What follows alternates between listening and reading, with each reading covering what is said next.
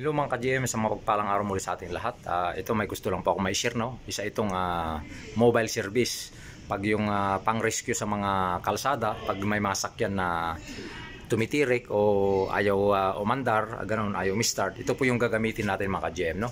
Yan po, bali itong ginawa na ito na minodified ng ating company ay isang Nissan Urban na NB350, no? So ayan po, napakaganda po. Papasukin natin yung loob, tingnan nyo rin po para magkaroon kayo ng idea. Ito po yung lagayan natin ng bagong langis. Yan, kung makikita ninyo, yan po yung kanyang pinaka-posit dyan sa ilalim. Ito naman po yung sa use oil, yung lumang langis, no? Yan po siya. Yan, ito yung pinaka-step niya dito sa likuran. Tapos yan po. Tapos yung salamin niya ran, nasa gilid at sa kabilang gilid ay tinanggal na po at pinalitan ng pinalitan nila ng pinaka rin, no, yung parang yero rin. Yan, plain sheet. Tapos ito, yan po yung kanyang flooring. Tapos ito may compressor po tayo dito mga ka-GM na nakalagay. Yan po siya, 5.0. Bali manual siya, di gasolina, no. Yan, madali lang pandarin yan mga ka-GM kasi bagong bago naman siya.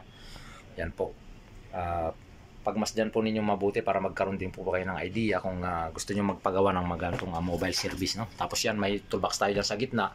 Toolbox na bago yan, isang set na toolbox. Yan po, kompleto po ang laman yan mga GM, kompleto sa tools. Tapos mayroon tayong fire extinguisher doon sa baba. Tapos yung ating jack na sa ilalim, yun, crocodile jack, no? Tapos mayroon din tayong rito, hose. So ayan po, tapos mayroon tayong jumper booster. Ito po yung jumper booster natin pagka yung mga i-rescue natin o yung mga ayaw umandar sa tabing kalsada, no? Yan, pwede nating i-jump booster yon para umandar siya kung mahina yung mga baterya. Tapos battery, o tapos ito, mayroon tayong air hose dito. Air hose di yan po. Yan, no? Yan siya, no? Tapos mayroon tayong dito, stand jack sa ilalim, no? Yan, napakaganda po mga ka-GM tong niya. Tapos ito may screen. May screen dito. Yan. Nabalutan siya ng screen para pagka nagka-problema yung sakyan, hindi makuha yung mga gamit natin o yung mga tools natin sa loob, no? Yan po siya. Yan.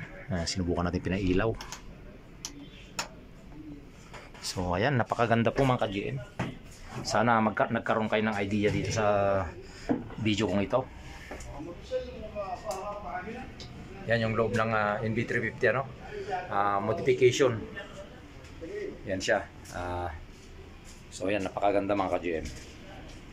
So yan po, don't forget to like and subscribe my YouTube channel at GM Autotech. Maraming salamat po.